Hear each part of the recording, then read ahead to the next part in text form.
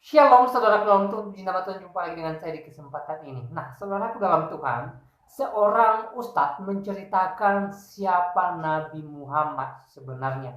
Dan bagi kita yang baru mendengarkan ceramah beliau, ya bisa dibilang pastinya kaget mendengarkan ceramah beliau ketika beliau menceritakan siapa Nabi Muhammad sebenarnya. Nah, sebelum kita lanjut, mari kita sama-sama menyaksikan cuplikan videonya di video berikut. Muhammad itu juga yang bernama Allah. Allah namanya Muhammad wujud. Jelas? Bukan Muhammad jadi Allah. Allah itu cuma nama. Wujudnya itu adalah Muhammad. Rupanya jadi insan itu sebenarnya Muhammad. Muhammad itu sebenarnya wujud Allah. Wujud Allah. Asa. Ini asa 3 in 1. Ya kebiasa keluarnya nih. Ya kan? Allah itu nama untuk Muhammad. Nama puji untuk Muhammad. Muhammad itulah wujudnya Allah. Muhammad inilah hakikat Allah. Berarti hakikat Muhammad adalah Allah. Hakikat Allah adalah Muhammad. Allah dan Muhammad adalah asal. Allah namanya, Muhammad wujudnya. Dengan wanhizamnya wal awwal wal akhir wal zahir wal batin, ditujukan kepada siapa? Tujukan kepada Rasulullah SAW, kepada Muhammad. Ada tarikh. Muhammad ni keluar, matahari belum ada. Muhammad ni keluar, bulan tak ada, siang tak ada, malam tak ada, langit tak ada, bumi pun tak ada. Muhammad ni dah ada. Sebab tu Tuhan kata, huwal awalu, dia yang paling awal. Huwal awalu, dia yang paling awal. Kerana Muhammad ni sampailah, baru matahari ada. Dalam satu kenyataan lain ditujukan kepada manusia. Dekat Tuhan tak boleh sebab dia ada awal. Yang sebut mula ni dicipta pada awalnya. Maka dia sebut dalam Quran, dia kata huwal awalu. Dan dia yang paling awal. Dia yang Tuhan maksudkan bukan diri dia. Sebab dia tidak memiliki awal. Yang dia maksudkan awal itu adalah kita. Yang dimaksudkan awal itu adalah kita. Maka cuba kita renung. Kita lah yang dipandang Tuhan paling awal. Ketika tidak. Siapa ajar ni? Wanhizam, siapa ajar anda? Ayat itu khas untuk Allah Subhanahu Wa Taala. Huwa boleh pula merujuk kepada Muhammad, boleh pula merujuk kepada Allahumma salli ala Muhammad, kepada manusia. You bawa bukti you jangan suka-suka cakap benda-benda macam ni. Mana you dapat? Kalau you betul guru makrifat, ajar makrifat kepada masyarakat awam, come forward and tunjukkan bukti you. Mana you dapat benda ni? Tunjukkan mana kitab tafsir, mana kitab hadis yang menafsirkan ayat itu seperti yang anda tafsirkan. Ada Amir. Sebab tu ada 3 dia. Allah, Muhammad, ada. 3 ni ada, tak 3 ni.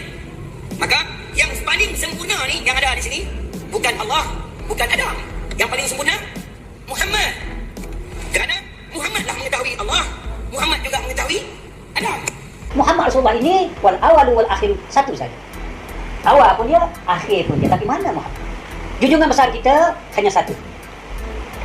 Wal awal wal akhir itu tetap satu. Muhammad tak pernah mati. Dia ada daripada sebelum Adam sehinggalah akhir zaman dia tetap.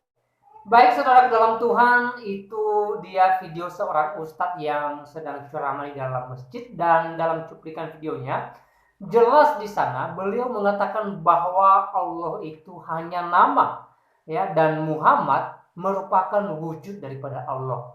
Pertanyaannya adalah, apakah Nabi Muhammad sama dengan Allah? Nah, buat saudara yang menonton video ini, ya silahkan tulis tanggapan saudara di kolom komentar mengenai apa yang barusan disampaikan oleh Ustadz di video tadi. Nah, saudaraku dalam Tuhan, di dalam kekristenan sendiri, dalam Alkitab, tepatnya di Injil Yohanes pasal 1 ayat 1, ya, tercatat di sana bahwa pada mulanya adalah firman, firman itu bersama-sama dengan Allah, dan firman itu adalah Allah sendiri. Nah, saudara dalam Tuhan, ini nubuatan tentang kedatangan Yesus Kristus.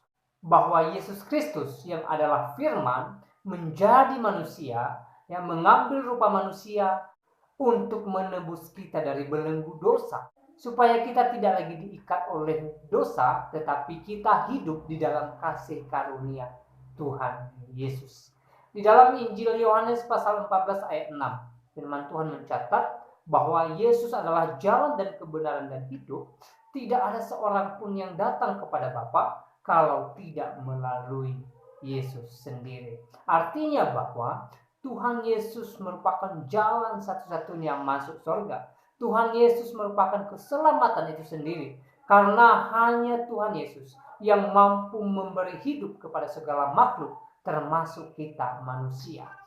Jadi kalau Tuhan Yesus saja mampu memberi hidup, berarti Dia adalah Tuhan, karena hanya Tuhan yang mampu memberi hidup bagi seluruh makhluk.